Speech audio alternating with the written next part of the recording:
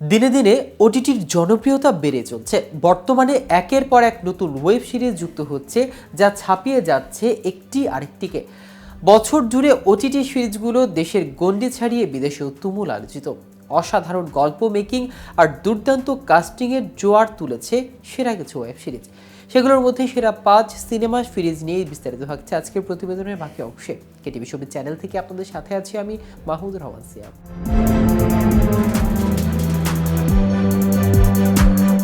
আমাদের তালিকায় নাম্বার 1-এ আছে রঙিলা কিতাব।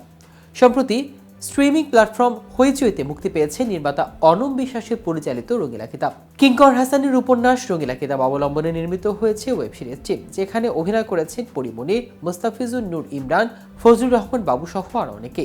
সিরিজটির প্রসঙ্গে নির্মাতা জানিয়েছেন, মূলত উপন্যাসটিকে উজ্জীবিত করে নতুনভাবে সিরিজটির গল্প সাজিয়েছেন তিনি। গ্যাংস্টার গল্পের থেকে প্রদীপ এবং সুপ্তির কেমিস্ট্রিকে প্রাধান্য দিয়েছেন নির্মাতা। গল্পে দেখা যায় প্রত্যন্ত একটি অঞ্চলে সুপ্তি ও প্রদীপের সুখের সংসার শুরু হয়, তবে বেশি দিন সুখ স্থায়ী হয় না। প্রদীপের অতীত কার্যকলাপের কারণে একদিকে গ্যাংয়ের লোকজন, অন্যদিকে পুলিশ তাকে খুঁজে বেড়ায়। তার সঙ্গে সঙ্গে পালিয়ে বেড়ায় অন্তঃসত্ত্বা সুপ্তি। এমন ঘটনাকে সামনে নিয়ে এগিয়ে গেছে রঙিলা কিতাব। নাম্বার 2, খাসির পায়া। শরীফুল হাসানের ছোট গল্প অবলম্বনে অ্যান্থোলজি সিরিজ আধুনিক বাংলা হোটেল ওয়েব সিরিজটি বানিয়েছে নির্মাতা কাজী আসাদ।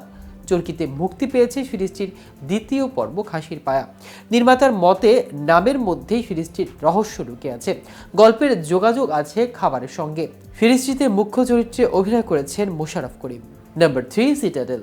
সম্প্রতি অ্যামাজন প্রাইমে রুশো ভ্রাতৃদ্বয়ের সিটাডেল ফ্র্যাঞ্চাইজির তৃতীয় কিস্তি শুরু হয়েছে। নির্মাতা রাজ ও ডিকে পরিচালিত এই সিরিজটি মূলত সিটাডেল ইউনিভার্সের প্রিকুয়েল। মূলত এক উঠতি অভিনেত্রী হানিকে নিয়ে এগিয়ে গেছে গল্পটি। শুটিংয়ে স্ট্যান্ডম্যান বানির সঙ্গে পরিচয় হয় হানির। এই বানি তাকে গুপ্তচরের দুনিয়ার সাথে পরিচয় করিয়ে দেয়। এরপর শুরু হয় সন্তান নাদিয়াকে নিয়ে হানির নতুন যাত্রা। অ্যাকশন ও থ্রিলার ধর্মী এই সিরিজের প্রধান দুই চরিত্রে অভিনয় করেছেন সামন্ত রুথ প্রভু ও বরুণ দাওয়ান। নাম্বার 4, অগ্নি। ফায়ার ফাইটার্সদের কাহিনীকে কেন্দ্র করে তৈরি এই ছবি মূলত দুটি চরিত্রে, ভিত্তল এবং তার জামাইবাবু সমিত।